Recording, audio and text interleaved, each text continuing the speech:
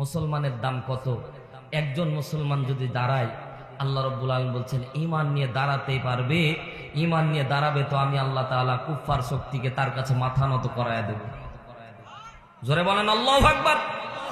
তার উজ্জ্বল দৃষ্টান্ত আবু সাঈদ। কথা বলেন ঠিক কি না? কোন মায়ের সন্তান এভাবে দাঁড়ায়নি। একজন সন্তান যখন দাঁড়িয়েছে, আল্লাহ বলেছে পুরো কুফফার শক্তি এমন ভাবে পালিয়েছে, 5 আগস্টের দিন তারা বলেছিল 41 সাল পর্যন্ত থাকবো, নৌকা এমন ভাবে ডুবলো ভাই, নাম নেওয়ার লোক খুঁজে পাওয়া যাচ্ছে না। কথা বলেন ঠিক না বেঠিক? নাম নেওয়ার লোক খুঁজে পাওয়া যায় না। এখন যদি কয় যে কেউ আমি লীগ আমি করি, ওর চামড়া থাকবে ভাই? কথা বলেন চামড়া থাকবে? একবারে হাড় হাড্ডি মাটির সাথে মিশায় দিতে মানুষের সময় নেবে না। কথা বলেন ঠিক কিনা? মুসলমান একজনের দাম কত? আবু সাঈদ যেন প্রমাণ করে বদরের সেই সাহাবী মা'বাদ বিন বশিরের ঘটনা। জোরে বলেন আল্লাহু আকবার। সম্মানিত ভাইয়ার আমার রংপুরের, আমাদেরকে তোমরা যতই মফিজ বলে গালি দাও, বাংলাদেশের মধ্যে রংপুরের এই মফিজ শ্রেণীর একজন মানুষ দাঁড়ায় গেল, বুকটা যখন পেতে দিল কাফেরদের সামনে, কুফফার শক্তির সামনে বুকটা পেতে দিয়ে বলল জীবন চলে যাবে, স্বৈরাচারী শাসনকে আমরা নির্মূল করেই ছাড়বো। আল্লাহ বলে তুমি ঈমান নিয়ে দাঁড়িয়েছ, বিজয় আমি আল্লাহ পথ পথ করে উড়ায় দিচ্ছি। জোরে বলেন আল্লাহু আকবার। বিশ্বনবী সাল্লাল্লাহু আলাইহি ওয়াসাল্লাম মক্কা থেকে মদিনায় হিজরত করে চলে গেলেন। আল্লাহর নবী সাল্লাল্লাহু আলাইহি ওয়াসাল্লাম মদিনার মধ্যে দিন প্রচার করতেছিলেন।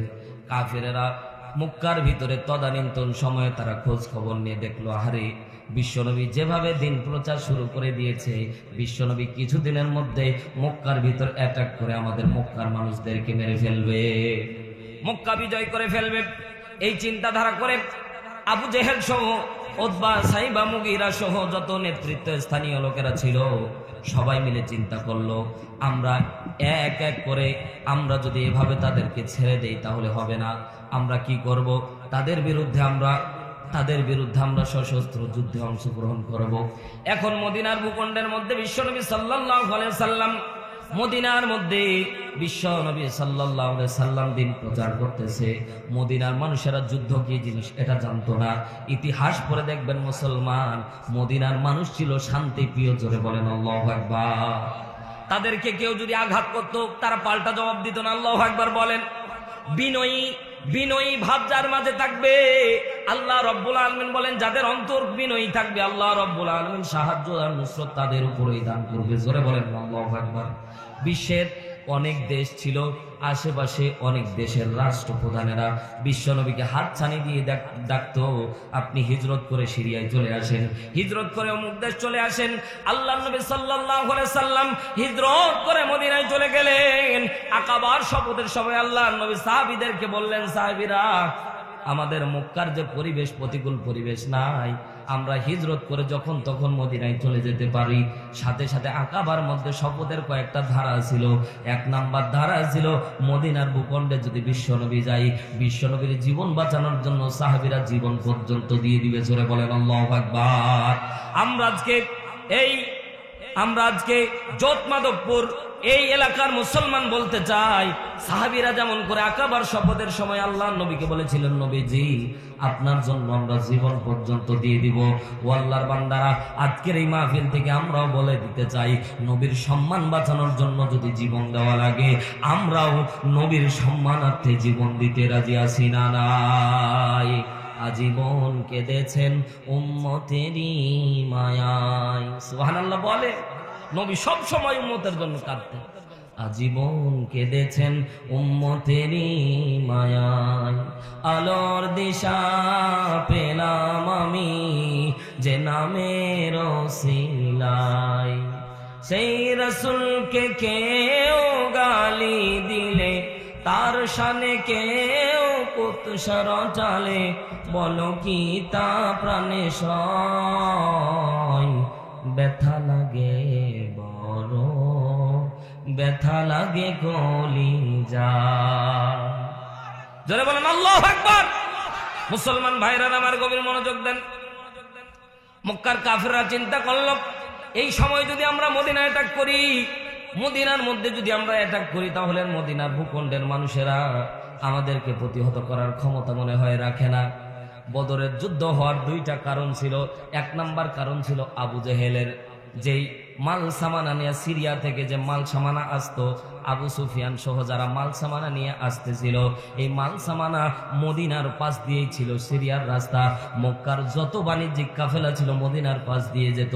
জোরে একবার বলেন আল্লাহু আকবার। তাদের এত পরিমাণে মাল সামানা ছিল, মাল সামানাগুলি নিয়ে যখন মক্কার দিকে তারা রওনা দিয়েছিল, তারা মনে মনে চিন্তা করেছিল মুসলমানরা মনে হয় আমাদের মাল সামানা মনে হয় ছিনতাই করে নেবে। জিজ্ঞাসা করতে চাই মুসলমান কোন কাফেরের কোন সম্পদকে মুসলমান নষ্ট করে না। কথা বলেন ঠিক না বে ঠিক? তার উজ্জ্বল দৃষ্টান্ত 5 আগস্টে যখন মুসলমান যখন বাংলাদেশ যখন বিজয় হয়ে গেল, দ্বিতীয় স্বাধীন বাংলা যখন আকাশে কালেমা খচিত পথ করে যখন বাংলাদেশের পতাকা যখন উঠলো, তখন আমার দেশের 7% হিন্দু ভাইরা মনে মনে চিন্তা করেছিল আমাদের মূর্তিগুলো মনে হয় গুড়িয়ে ভেঙে দেবে, মন্দিরগুলো মনে হয় গুড়িয়ে ভেঙে দেবে। কিন্তু বাংলাদেশ জামাতে ইসলামের কর্মীরা মন্দির পর্যন্ত পাহারা দিয়েছে। জোরে একবার বলেন না আল্লাহু আকবার। উজ্জ্বল দৃষ্টান্ত দেয় আমরা মুসলমানদের, আমরা মানবতার কল্যাণের জন্য মানুষের জন্য আগেও কাজ করেছি, ভবিষ্যতেও তোমাদের জন্য কাজ করব। শুধু মানুষ চিনে দেখো, কলিজার টুকরা মানুষগুলোকে তোমরা সমাজের মধ্যে নিয়ে আসো, দেখবা এই বাংলাদেশ মিনি জান্নাতে পরিণত হবে। বলেন ঠিক না বে ঠিক? এই মানুষগুলোকে চিনে দেখো। বন্যার্ত মানুষের জন্য কেউ আগে দৌড়ায় না, ডক্টর শফিকুর রহমান সাহেব আগে যায়। জোরে বলেন না আল্লাহু আকবার। শহীদদের ব্যাপারে প্রধান উপদেষ্টা ডক্টর ইউনূসের এত কোটি কোটি টাকা, কিন্তু এই বাংলাদেশের মধ্যে স্বাধীন বাংলার দ্বিতীয় স্বাধীন বাংলায় যত শহীদ হয়েছে, আমাদের ডক্টর শফিকুর রহমান সাহেব প্রত্যেকটা শহীদের বাড়িতে গিয়ে গিয়ে খোঁজ নিয়ে 1 লাখ 2 লাখ 3 লাখ টাকা পর্যন্ত, 4 লাখ 5 লাখ টাকা পর্যন্ত সামর্থ্য অনুযায়ী শহীদদের বাড়িতে, প্রত্যেকটা শহীদের বাড়িতে গিয়ে গিয়ে খোঁজ নিয়ে তাদেরকে টাকা আর্থিক অনুদান দান করেছে। জোরে বলেন আল্লাহু আকবার। বন্যার্ত মানুষের পাশে কে দাঁড়ায়? ও আল্লাহর বান্দারা, মানুষ চিনতে ভুল করা যাবে না। একটু গভীর মনোযোগ দেন। বিশ্বনবী সাল্লাল্লাহু আলাইহি সাল্লাম যখন মক্কার মধ্যে, আল্লাহর নবী মদিনায় চলে গেলেন, মদিনায় যখন বিশ্বনবী খুব সুন্দরভাবে লাইফ লিড করতেছিলেন, জীবন পরিচালনা করতেছিলেন, আল্লাহর নবী সাল্লাল্লাহু আলাইহি সাল্লামের জীবন পরিচালনা দেখে কাফেরদের বলেন দেখে রাতের ঘুম হারাম না ভালো? জোরে বলেন না কেন? রাতের ঘুম হারাম হয়ে গেছে। কিরে, মদিনার মধ্যে যেভাবে মুসলমানের সংখ্যা বাড়তেছে, আগামীর দিন তো মুসলমানদের দিন, আগামীর দিন তো হয়ে যাবে কোরআনের দিন। ওই বাস্তবতা এখন বর্তমান যেন আমাদের চোখের মধ্যে আঙ্গুল দিয়ে ধরা দিচ্ছে। ও আল্লাহর বান্দারা, যে হারে জামাতে ইসলামের নাম যেভাবে উড্ডীন হচ্ছে, মানুষেরা অন্যান্য দলেরা ভয় পাচ্ছে আগামীর দিন হবে কোরআনের দিন। জোরে একবার বলেন আল্লাহু আকবার। আল্লাহর বান্দারা গভীর মনোযোগ দেন। বিশ্বনবীর সাথে আবু জেহেল 1000 বাহিনী নিয়ে, সশস্ত্র বাহিনী নিয়ে মদিনার ভূখণ্ডের দিকে রওনা দিয়েছে। এলান করে দেওয়া হলো যুদ্ধ হবে বদর নামক প্রান্তরে। মুসলমানদের প্রথম যুদ্ধের নাম বদর যুদ্ধ। আল্লাহর বান্দারা গভীর মনোযোগ দেন। আল্লাহ নবী সাল্লাল্লাহু আলাইহি সাল্লাম মনে মনে একটু চিন্তা শুরু হয়ে গেল, আহারে এমন একটা সময় যুদ্ধের ডাক চলে আসলো, এই সময় আমি সাহাবীদেরকে কেমন করে আমি প্রস্তুত করি? কারণ মদিনার ভূখণ্ডে যত সাহাবী ছিল, একজন সাহাবী কোনোদিন ঢাল তরবারি কি জিনিস দেখেনি, তারা ধরতে পর্যন্ত তেমন একটা পারত না। খুব গুটি কয়েক সাহাবীরা কেবলমাত্র তারা বংশীয়গতভাবে তারা যুদ্ধ অস্ত্র, তারা সমরস্ত্র শিখেছিল, কিন্তু বাদবাকি কোন সাহাবী তারা যুদ্ধ কি জিনিস এটা তারা বুঝতো না। জোরে বলেন না আল্লাহু আকবার। বিশ্বনবী সাহাবীদেরকে ডাকলেন। আল্লাহর নবী মসজিদে নববীতে বসে গেলেন। সাহাবায়ে কেরামকে ডাক দিলেন, সাহাবীরা আমরা যুদ্ধ করতে যাব, যুদ্ধ কি জিনিস সাহাবীরা তো বুঝে না। আল্লাহর নবী সাল্লাল্লাহু আলাইহি সাল্লাম বললেন, আজকে আমরা জিহাদের ময়দানে যাব, বদরের ময়দানে কুফার শক্তির সামনে আমরা যুদ্ধ লড়াইয়ে লিপ্ত হব। ও আল্লাহর নবীর সাহাবীরা হঠাৎ প্রশ্ন করলেন, নবীজি যুদ্ধ করলে লাভটা কি?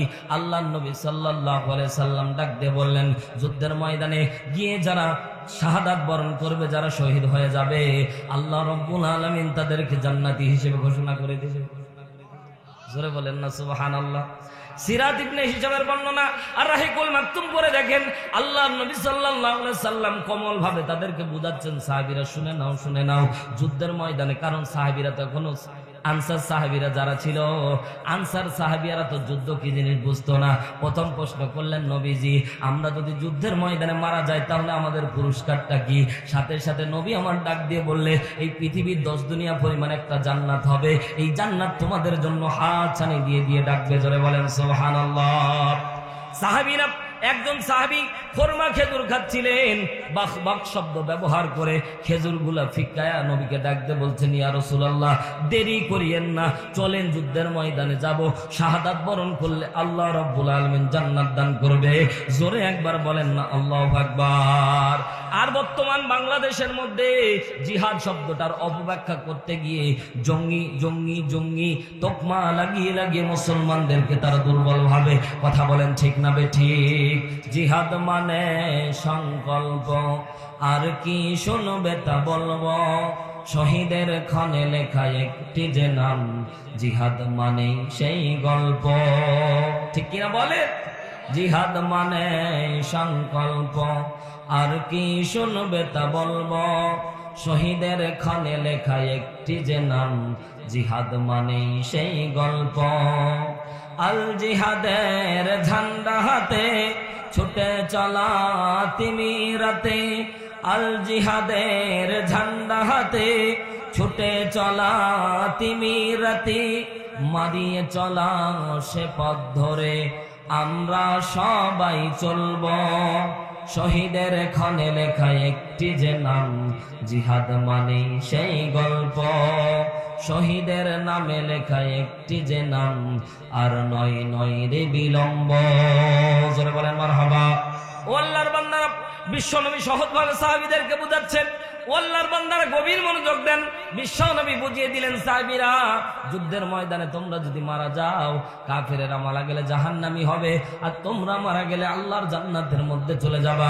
যারা শাহাদাত বরণ করবে আল্লাহ রাব্বুল আলামিন তাদেরকে দুনিয়ার মধ্যে আল্লাহ তাদেরকে বলছে, বাল আহইয়াউ ওয়ালাকিন লা তাশউরুন।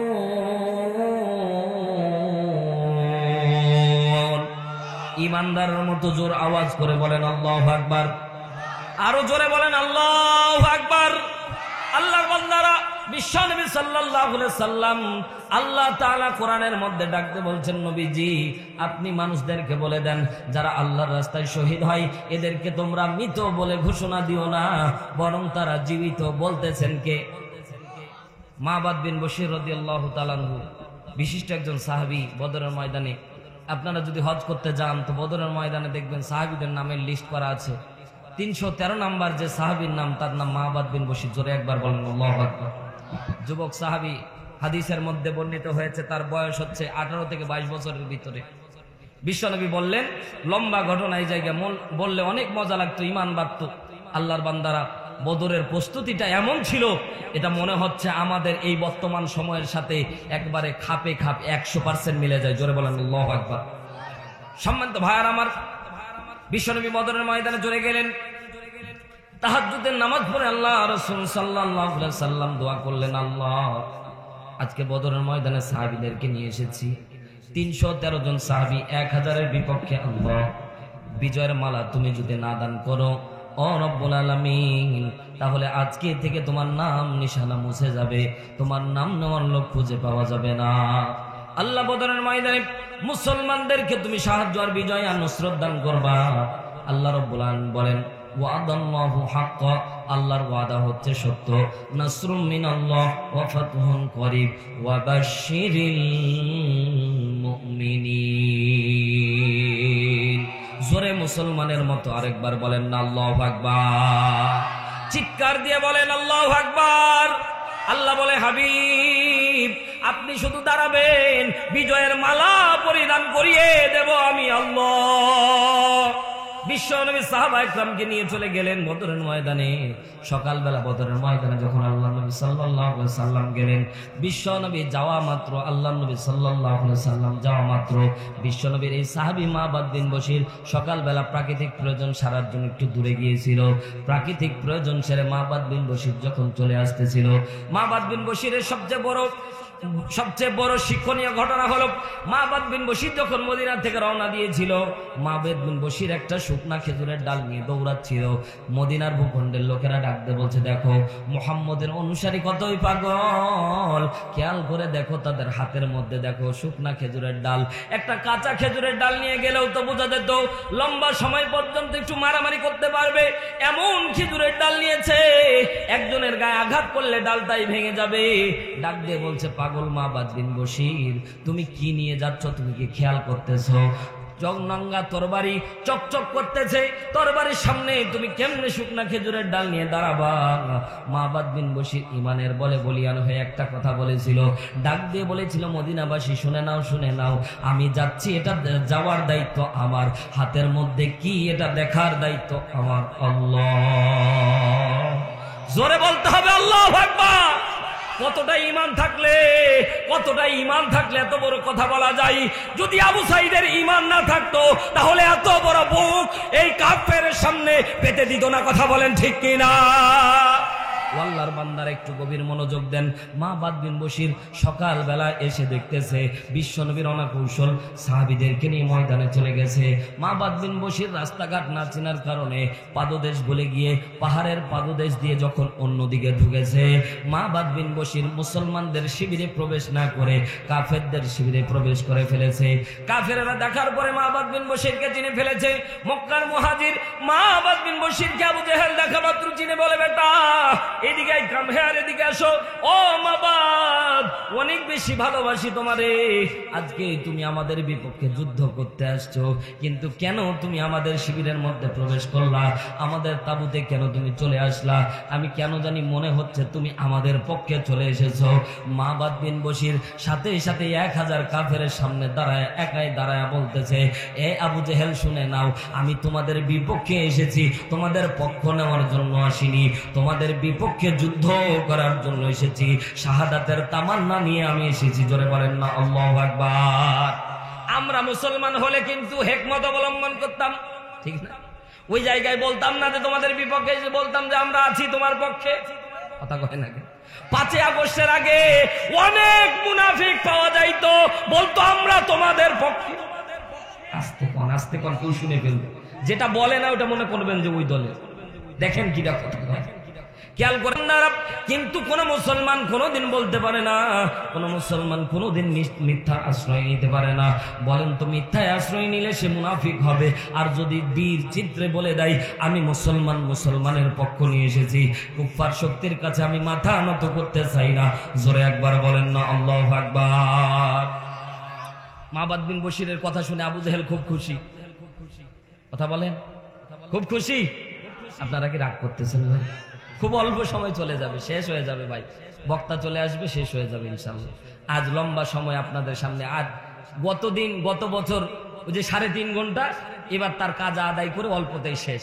আল্লাহু আকবার বলে। সম্মানিত ভাইয়ার আমার, মাবাদ বিন বশিরের কথা শুনে আবু জেহেলের রক্ত টকবক করে ফুটে উঠল। বেটা, তোকে বারবার করে বললাম তুমি এমনিতেই আমাদের বিপক্ষে এসেছো, আবার হাতের মধ্যে পাগলের মতো একটু শুকনা খেজুরের ডাল নিয়ে এসেছো। ও মাবাদ, আজকে তুমি যদি আমাদের পক্ষ নাও তোমারে আমরা ছেড়ে দেব, কিন্তু আমাদের বিপক্ষে গেলে তোমারে আমরা সবাই করে এই জমিনের মধ্যে তোমারে আমরা লাশ করে ফেলবো। মাবাদ ডাক দিয়ে বললেন, আমার হায়াতের মালিক যিনি, জোরে বলেন, আপনার আমার হায়াতের মালিক কে? আরো জোরে বলেন কে? আল্লাহ আমাদের হায়াত আর মৌতের মালিক। এজন্য আমাদের আল্লামা ডাক দিয়ে বলে, হায়াত আর মৌত কা ফয়সালা আসমান পার হোতা হে জমিন পার নেহি। বুলেটের সামনে দাঁড়ায়াও মুসলমান বলবে আমরা আল্লাহকে ভয় করি, বাতিল শক্তিকে আমরা কোনোদিন ভয় করিনি, আগেও করিনি, পরেও করব না। কথা মুসলমানের মতো বলেন, ঠিক না বেঠিক? মুসলমান ভাইরা আমার, আবু জেহেল সাথে সাথে 10 জনকে বলল, এই 10 জন 10 জন তাকে ঘিরাও করে ধরো, চকচকে নাঙ্গা তরবারি দিয়ে তার গর্দান আলাদা করে দাও। মাবাদ বিন বশির রাদিয়াল্লাহু তাআলা আনহু দাঁড়ায় আছে, 10 জন যুবক দাঁড়ায় পড়লো। যুবকরা বলতেছে, মাবাদ একসাথে মক্কার মধ্যে কত খেলা করতাম রে মাবাদ, তুমি আমাদের পক্ষে চলে আসো, আজকে তোমাকে মারতে আমাদের অনেক বেশি কষ্ট হচ্ছে। মাবাদ তুমি যদি আমাদের পক্ষে চলে আসো, তোমারে আমি মারবো না, আমাদের পক্ষ নিয়ে তুমি মুসলমানদের বিপক্ষে যুদ্ধ করবা। সাথে সাথে মাবাদ ডাক দিয়ে বলছে, কাফেরেরা শুনে নাও, তোমরা এসেছো জাহান্নামে যাওয়ার জন্য, আর আমি এসেছি জান্নাতে যাওয়ার জন্য। আরো জোরে বলেন না কেন? কত বড় শক্তি নিয়ে কথা বলতেছে। এই কাফেরের দল, তোমরা তো জাহান্নামে যাওয়ার জন্য এসেছো, কিন্তু আমরা মুসলমানরা এসেছি জান্নাতে যাওয়ার জন্য। জান্নাতি তামান্না, জান্নাতে যাওয়ার জন্য বারবার মনটা ব্যাকুল হয়ে যাচ্ছে। সাথে সাথে কাফেরেরা এই কথা শোনা মাত্র রাগান্বিত হয়ে মাবাদ বিন বশিরকে মারার জন্য তারা উদ্যত হলো। সাথে সাথে মাবাদ বিন বশির আল্লাহু আকবার বলে তার শুকনা খেজুরের ডালটা একবার এইভাবে ঘুরাইয়া দিল। জোরে একবার মুসলমানের মতো বলেন আল্লাহু আকবার। শুকনা খেজুরের ডালের কোন শক্তি আছে ভাই? যখন চারিদিকে রাউন্ড মারেছে, এক রাউন্ড মারার সাথে সাথে খেয়াল করে দেখলো 10 জন কাফেরের কল্লা ছিন্ন বিচ্ছিন্ন হয়ে গেছে। আরো জোরে বলেন আল্লাহু আকবার। সাথে সাথে 10 জনের কাল্লা যখন ছিন্ন হয়ে গেছে, আবু জেহেলের চেয়ার ছেড়ে দিয়ে লাফ দিয়ে উপরে উঠে বলতেছে, মাবাদ তুমি করলা কি? তোমার হাতের মধ্যে কি জিন ভর করেছে নাকি? তুমি কি জাদু পারো? সাথে সাথে মাবাদ বিন বশির ডাক দিয়ে বলছেন, কাফেররা শুনে নাও, শুনে নাও, আমি এসেছি, এই দায়িত্ব আমার হাতের মধ্যে কি? এটা দেখার দায়িত্ব আমার আল্লাহর। আমার আল্লাহ বলে, হাবিব বদরের ময়দানে আমি আল্লাহ তাতানাজ্জালু আলাইহিমুল মালাইকা, দলে দলে ঝাঁকে ঝাঁকে ফেরেশতা পাঠাইছিলাম। জোরে বলেন না আল্লাহু আকবার। কোন কোন মুহাদ্দিসিন ইকরাম বর্ণনা করে ৫,০০০ ফেরেশতা আসমান থেকে নাজিল হয়েছিল ১,০০০কে মারার জন্য। জোরে বলেন না আল্লাহু আকবার। ওইখানে শুধু মুসলমানরা শুধুমাত্র একটু খালি নাড়া দিত, কাফেরেরা টাস টাস করে পড়ে যেত। জোরে বলেন আল্লাহু আকবার। আরো 10 জন দাঁড়ায় গেল। মাবাদ বিন বশির আল্লাহু আকবার বলে আর একবার রিটার্ন দিল। টান নেওয়ার সাথে সাথে আবার 10 জনের কাল্লা ছিন্ন হয়ে গেল। কারণ ওই জায়গায় মাবাদ শুধুমাত্র ঘোরাচ্ছিল, ঘোরানোর দায়িত্ব মাবাদ বিন বশিরের ছিল, কিন্তু কাল্লা ছিন্ন করার দায়িত্ব ছিল ফেরেশতারা। নাঙ্গা তরবারি, জাহান্নামী তরবারি দিয়ে কাল্লা এপার থেকে ওপার করে দিচ্ছিল। জোরে বলেন না আল্লাহু আকবার। ঈমান নিয়ে দাঁড়াতে হবে। 5 আগস্ট যেমন করে মুসলমান দাঁড়িয়েছিল, আম পাবলিক যখন দাঁড়িয়েছিল, আল্লাহ বলে বাতিল পালাতে বাধ্য। এই বাতিল আর সময়টুক পাইনি। 41 সাল পর্যন্ত থাকার নিয়ত করে 45 মিনিট সময়ও পাইনি। কথা বলেন ঠিক না বেটি?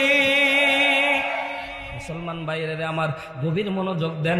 আল্লাহর নবী সাল্লাল্লাহু আলাইহি সাল্লাম 312 জন সাহাবী নিয়ে আছে।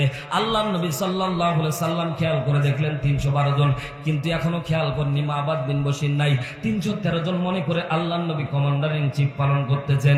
সাহাবীদেরকে বলছে, সাহাবীরা শুনে নাও, শুনে নাও, যুদ্ধের ময়দানে এইরকম করে যুদ্ধ করা লাগবে।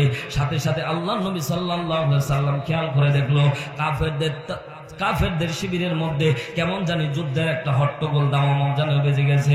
আল্লাহর নবী খেয়াল করে দূর দেশ থেকে খেয়াল করে দেখলেন এই যেন মাবাদ বিন বশির যেন যুদ্ধ শুরু করে দিয়েছে। আল্লাহর নবী সাল্লাল্লাহু আলাইহি সাল্লাম মাবাদ বিন বশিরকে পিছন থেকে ডাক দিয়েছে, মাবাদ যুদ্ধ করার দরকার নাই, একা যুদ্ধ করো না। ও মাবাদ পিছনে ফিরে এসো। আল্লাহর নবীর কথাটা মাবাদ বিন বশিরের কানের মধ্যে যখন প্রবেশ করেছে, মাবাদ বিন বশির আর তার শুকনা খেজুরের ডালার ঘুরায়নি। মাবাদ বিন বশির পিছন দিকে যখন রিটার্ন নিয়েছে, সাথে সাথে কাফেরের তার বাম হাতের মধ্যে আঘাত এনেছে। বাম হাতটা জমিনের মধ্যে ছড়িয়ে গেছে। ডান হাতটা আবার ডান হাতের মধ্যে যখন মেরেছে, ডান হাতটা ছুটে গেছে। 2 পায়ের মধ্যে আঘাত করেছে নাঙ্গা তরবারি দিয়ে, 2 পা ছুটে গেছে। মাবাদ বিন বশির যেন জমিনের মধ্যে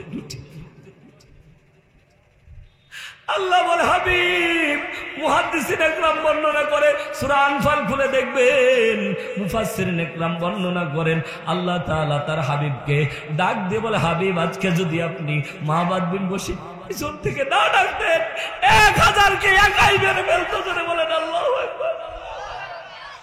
আজকে হাবিব আপনার 312 জন সাহাবীর দরকার ছিল না।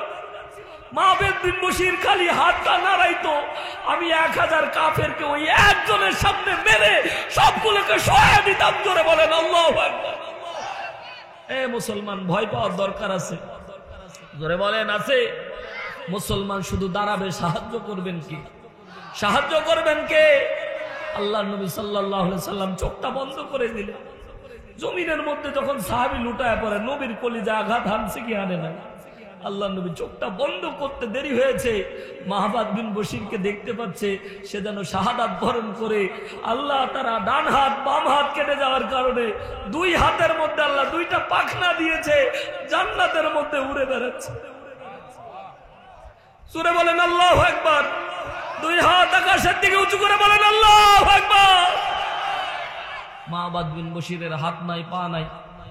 আল্লাহ তাআলা বিশ্বনবী চোখটা বন্ধ করেছে, আল্লাহ নবীকে আল্লাহ দেখিয়ে দিয়েছে, হাবিব মাহবাদ বিন বশির সফল হয়েছে, মাহবাদ বিন বশির ব্যর্থ হয় নাই। মাহবাদকে আমি তার হাত কাটার দরুন তাকে আমি জান্নাতি পাখা দিয়ে দিয়েছি। যারা জান্নাতি হবে, যে আলেম ওলামা আছে, যারা জান্নাতি হবে, এক জান্নাতের মালিক আরেক জান্নাতে যেতে পারবে না, কিন্তু শাহাদাত বরণকারী যারা শাহাদাত বরণ করেছে তাদের পাখনা থাকবে, তারা 8টা জান্নাতে উড়ে বেড়াবে। জোরে বলেন আল্লাহু আকবার। সম্মানিত ভাইয়ের আমার, এই শাহাদাতি তামান্না অন্তরে জাগ্রত করার দরকার আছে না নাই? আল্লাহর জমিনে আল্লাহর দিন বাস্তবায়নের যদি জীবন দেওয়ার প্রয়োজন হয়, মুসলমান আমরা জীবন দিতে রাজি আছি না নাই? আল্লাহর জমিনে আল্লাহর দিন বাস্তবায়ন হবে। আজকে শুধু সুদিনের বাতাস, কেবলমাত্র জানালা খুলে দেওয়া হয়েছে, এখন পর্যন্ত দরজা আমরা খুলতে পারিনি। কিন্তু আগামীর দিন যদি ঐক্যবদ্ধ হতে না পারি, আগামীর দিন মুসলমানদের জন্য অনেক ভয়াবহ হবে। এজন্য আগামীর দিন কোরআনের দিন হওয়ার জন্য যদি আরেকবার জীবন দেওয়ার প্রয়োজন হয়, আমি হারুন রশিদ দিনাজপুরি আগে জীবন দিব। ও আল্লাহর বান্দারা, বলতে চাই আপনারা জীবন দিতে রাজি আছেন? কে কে দুই হাত তুলে আমার আল্লাহকে দেখান।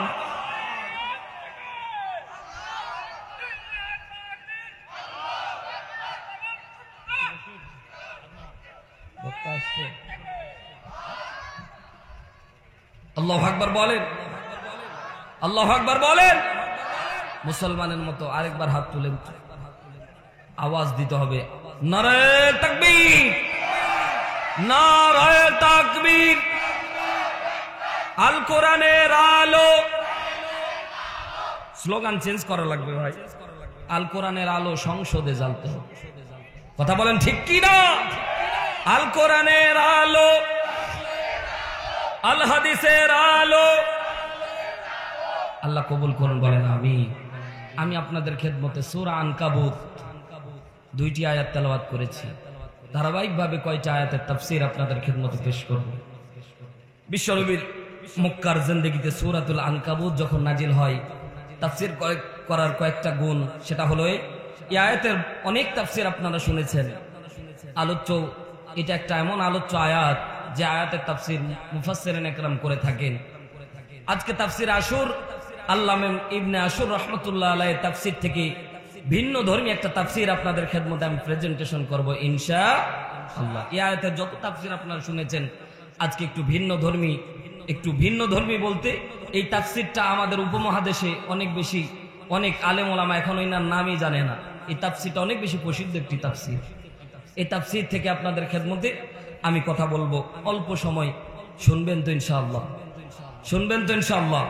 বিশ্বনবী সাল্লাল্লাহু আলাইহি সাল্লামের মক্কা জিন্দেগিতে আল্লাহর নবী সাল্লাল্লাহু আলাইহি সাল্লামকে কাফেররা যখন নির্যাতন স্টিম রোলার 100 চালাচ্ছিল, আল্লাহর নবীকে সান্ত্বনা দেওয়ার জন্য আল্লাহ যেন তার হাতটা এইভাবে ফ্লোর করে দিয়ে নবীর মাথার উপর পরশ বুলিয়ে আল্লাহর নবীকে বলতেছিল, নবী আমি তোমাকে সান্ত্বনা দান করতেছি। জোরে বলেন আল্লাহু আকবার, আরো জোরে বলেন আল্লাহু আকবার।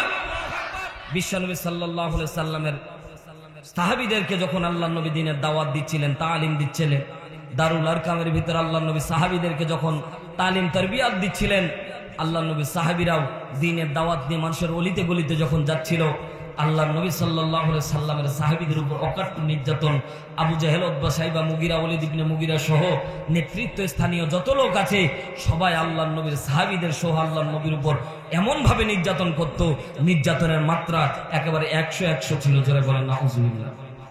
নির্যাতন করতে করতে বলেন ইসলামের বাতি কি নিভে গেছে?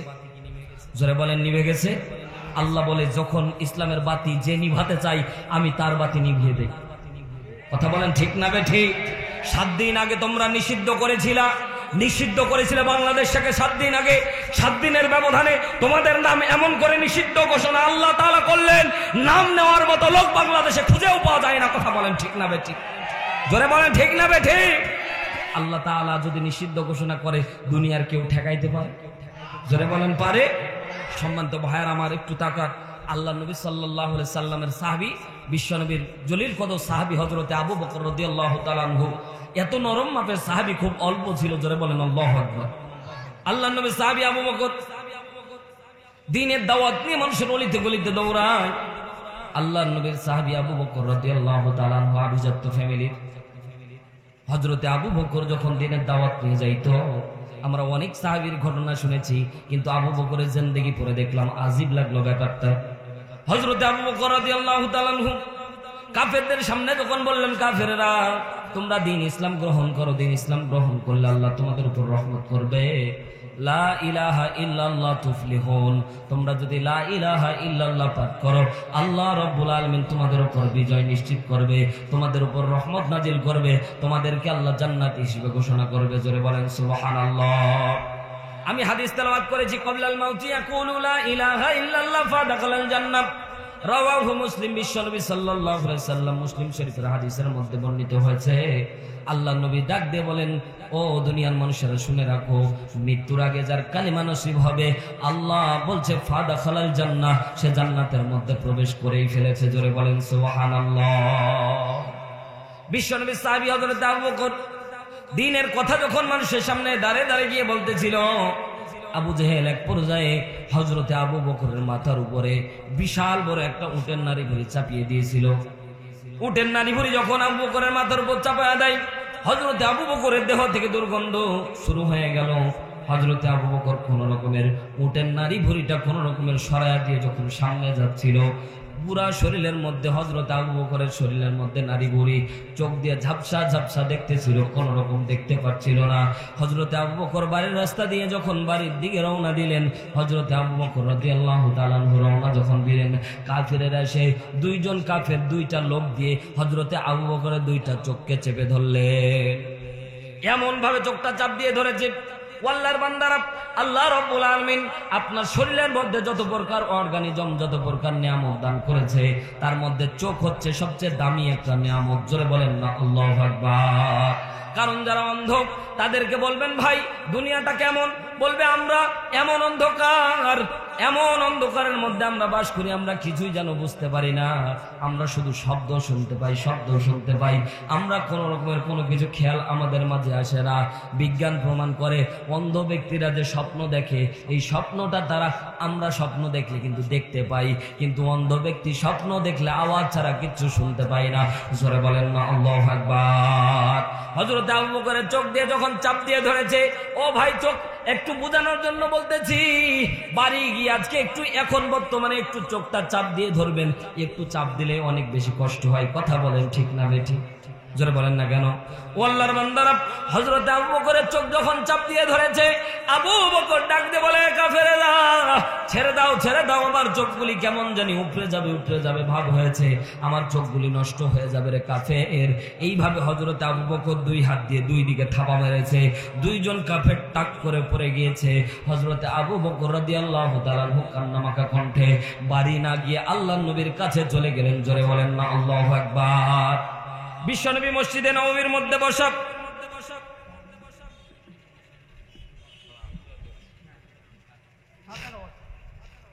বিশ্বনবী মসজিদ নববীর মধ্যে বসা, আল্লাহর নবী সাল্লাল্লাহু আলাইহি সাল্লাম মসজিদের নববীর মধ্যে বসে আছে। আল্লাহর নবীর কাছে আবু বকর ঢুকে পড়লেন, সাথে সাথে কয়েকজন সাহাবীও ঢুকে পড়তেছেন। সূরা আনকাবুত শানে নজুল থেকে কথা বলতেছি, মুসলমান গভীর মনোযোগ দেন। সময় আর 5 মিনিট পরে আমার হায়াতের জিন্দেগি বর্তমান মাহফিল কেন্দ্রিক শেষ। আল্লাহর বান্দারা গভীর মনোযোগ দেন। আল্লাহর নবীর সাহাবী হযরত আবু বকর যখন ঢুকেছে, সাহাবায়ে কেরাম ঢুকে গেছে, আবু বকর ঢুকে তার দুঃখের কথা এখনো বলে নাই। আবু বকর বসে পড়লেন। আল্লাহর নবী আবু বকরের চোখের দিকে তাকায় দেখে আবু বকরের চোখটা অত্যন্ত লাল হয়ে আছে। আল্লাহর নবী ডাকতে বললেন, আবু বকর রে, ও আবু বকর, তোমার চোখের দিকে তাকায় তোমার চোখ যেন কেমন লাল টসটসে হয়েছে। আবু বকর এখনো তার দুঃখের কথা বলে নাই। জোরে বলেন আল্লাহু আকবার। আবু বকর রাদিয়াল্লাহু তাআলা আনহু এখনো চোখের কথা বলে নাই, আমাকে উঠে নারী ভুঁড়ি চাপায়া দিয়েছে এই কথা এখনো বলে নাই। আবু বকর শান্তশিষ্ট সাহাবী আবু বকর বসে বললেন, সাহাবীরা ঢুকে বলছেন, ইয়া রাসূলুল্লাহ, আপনি একটু আমাদের জন্য একটু দোয়া করে দেন, যাতে করে আল্লাহ রাব্বুল আলামিন মুসলমানদের উপর নির্যাতন করতেছেন কাফেরেরা, আপনি একটু আসমান থেকে, একটু আসমানের মালিক আল্লাহর দিকে একটু চেয়ে বলেন, আল্লাহ আমাদের জন্য আপনি একটু সাহায্য আর নুসরত পাঠায় দেন, আসমান থেকে আমাদের জন্য একটু সাহায্য আর নুসরত পাঠায় দেন। আল্লাহর নবী সাল্লাল্লাহু আলাইহি সাল্লামকে এই কথা যখন বললেন সাহাবীরা, সাথে সাথে আল্লাহর নবী সাল্লাল্লাহু আলাইহি সাল্লাম চেহারা মোবারক লাল হয়ে গেছে। আল্লাহর নবীর ললিত মোবারক এত সুন্দর ললিত লাল হয়ে গেছে। আল্লাহর নবীর চেহারা লাল দেখে সাহাবা একরাম বুঝতে পারলেন আল্লাহর নবী সাল্লাল্লাহু আলাইহি সাল্লাম অত্যন্ত রাগ করেছে। কথাটা শুনে বিশ্ব নবী চোখটা বন্ধ করে ফেললেন। আল্লাহর নবী আস্তে আস্তে চোখটা খুলতেছেন আর ডাক দিয়ে বলছেন, সাহাবীরা কত নির্যাতন সহ্য করেছো তোমরা, কত নির্যাতন সহ্য করেছো তোমরা। তোমাদের পূর্বে ইতিপূর্বে অনেক নবীদেরকে পর্যন্ত জিন্দা অবস্থায় তাদেরকে করাত দিয়ে দুই খণ্ডিত করে দেওয়া হয়েছিল। তোমাদের সামনে ইতিহাস বলি, সাহাবায়ে কেরামেরা শুনে রাখো, কত নির্যাতন তোমরা সহ্য করেছো। ও সাহাবী শুনে নাও, শুনে নাও। উত্তপ্ত তেল গরম করে অন্যান্য নবীর উম্মতদেরকে তেলের মধ্যে ছেড়ে দেওয়া হয়েছিল। অন্যান্য নবীদেরকে জিন্দা কবরস্থানে তাদেরকে দাফন করে দেওয়া হয়েছিল, মাটির নিচে তাদেরকে দাফন করে দেওয়া হতো। ও সাহাবীরা শুনে নাও, শুনে নাও। অন্যান্য নবীর উম্মতদেরকে সরাসরি পাথর নিক্ষেপ করে তাদেরকে মারা হচ্ছিল। কিন্তু যেই সময় মক্কার মধ্যে এমন কথা রাসূল বলতেছিল, তখন মুসলমানদের উপর নির্যাতনের স্টিম রোলার কম ছিল না। খাব্বাব রাদিয়াল্লাহু তাআলা আনহু, খাব্বাব ইবনে আরাদ রাদিয়াল্লাহু তাআলা আনহু ইসলাম ধর্ম কবুল করেছে। খাব্বাব কাজ করত কামারের কাজ হলো লোহা পিটিয়ে তরবারি তৈরি করে দেওয়া, উত্তপ্ত কয়লা গরম করে সেখানে লোহা গরম করা হতো। আল্লাহর বান্দারা গভীর মনোযোগ দেন। আল্লাহ রাব্বুল আলামিন বিশ্ব নবী সাল্লাল্লাহু আলাইহি সাল্লামকে সান্ত্বনা দেওয়ার জন্য সূরাতুল আনকাবুত নাযিল করেছে। জোরে বলেন আল্লাহু আকবার। সাহাবীকে আল্লাহর নবী সাল্লাল্লাহু আলাইহি সাল্লাম ডাকতে বলছেন, সাহাবীরা কেমন নির্যাতন সহ্য করতেছো? সাহাবী ডাকতে বলছেন, ইয়া রাসূলুল্লাহ, কেবলমাত্র দেখে আসলাম খাব্বাব ইবনে আরাদ রাদিয়াল্লাহু তাআলা আনহু উত্তপ্ত কয়লা গরম করা হচ্ছে। খাব্বাবের মালিক ডাকতে বলছেন, খাব্বাব রে, তোমাকে এত আনুগত্যশীল মনে করতাম, কিন্তু তুমি ইসলাম ধর্ম কবুল করার কারণে আমি তোমার উপর এতটাই রাগান্বিত হয়েছি। খাব্বাব, আজকে তোমাকে মেরেই ফেলবো। যদি ইসলাম না ত্যাগ করো, তোমাকে আমি শেষ করে ফেলবো। আজকেও বাংলার জমিনের মধ্যে এক শ্রেণীর মানুষ আছে, মনে করে ও আল্লাহর বান্দারা আপনারা তো ভালোই কাজ করেন, কিন্তু শেষ পর্যন্ত যখন বলে বাংলাদেশ জামাত ইসলাম করি, তখনই বলে এই তো খারাপ। কথা কয় না কেন? কথা বলেন ঠিক না বেঠিক? সবই ভালো ছিল, সব কাজ ভালো ছিল। যখনই বলে যে বাংলাদেশ জামাত ইসলাম করি, সাথে সাথে তখন ডাক দিয়ে বলে এই কাজটাই তো খারাপ, কারণ বর্তমান সময় খারাপ। আসতে বলেন, কেউ শুনে ফেলবেন, ঠিক না বেঠিক? আল্লাহর বান্দারা গভীর মনোযোগ দেন। খাব্বাবের মালিক ডাকতে বলছে, খাব্বাব, অনেক বেশি আনুগত্যশীল পেয়েছি তোমারে, কিন্তু ইসলাম ধর্ম কবুল করার কারণে তোমার উপর আমার আনুগত্যশীলতার জায়গা নষ্ট হয়ে গেছে, তোমারে মেরে ফেলা হবে। খাব্বাবকে উত্তপ্ত কয়লার মধ্যে যখন শোয়া দিত, খাব্বাবের গোস্তগুলি পুড়ে পুড়ে খাব্বাবের শরীরের মধ্যে চর্বিগুলি পরে পরে ওই উত্তপ্ত কয়লা পর্যন্ত ঠান্ডা হয়ে যেত। জোরে বলেন না আল্লাহু আকবার। সম্মানিত ভাইরা আমার, মেহমানকে বসায় রেখে কথা বলা যাবে না, বেয়াদবি করা যাবে না। আমি ছোট্ট মানুষ, আপনাদের দোয়ার বরকতে এসেছি, দোয়া নিয়ে আবার বিদায় নিব। আশেপাশে যদি আসি, দেখা হবে ইনশাল্লাহ। মাওলানা হারুনুর রশিদ দিনাজপুরি লিখে সার্চ দিলে আমার নাম্বার ইউটিউব থেকে আপনারা পাবেন। দেখা হবে ইনশাল্লাহ। নিয়ে আসবেন, লম্বা সময় দিবেন, কোরআন থেকে তাফসির হবে। আল্লাহ কোরআনের মধ্যে কি বলছে এগুলো ডাইরেক্ট আমাদের শোনার দরকার আছে। কথা বলেন ঠিক কিনা? শেষ লগ্নে আমি বলতে চাই, আজকের এই মাহফিল থেকে আমরা দীপ্ত শপথ নেব, আগামীর দিনে আমরা ইসলামী আন্দোলনের কর্মী প্রত্যেকজন হব। কথা বলেন ঠিক কিনা?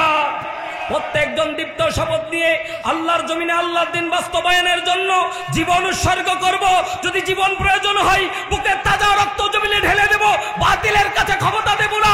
কে কে রাজি আছে? দুই হাত তুলে আল্লাহকে দেখায়। আল্লাহ কবুল করুন, বলেন আমিন। দোয়া চেয়ে বিদায় নিচ্ছি। মা আসসালাম। আসসালামু আলাইকুম ওয়া রাহমাতুল্লাহ। কারণ গতবার 3.5 ঘন্টা দিয়েছিলেন, তো এবার মাইনাস করে 2টা প্লাস মাইনাস সমান। আল্লাহ কবুল করুন। ওয়া আখিরু দাওয়ানা আলহামদুলিল্লাহি রাব্বিল আলামিন। আসসালামু আলাইকুম ওয়া রাহমাতুল্লাহ।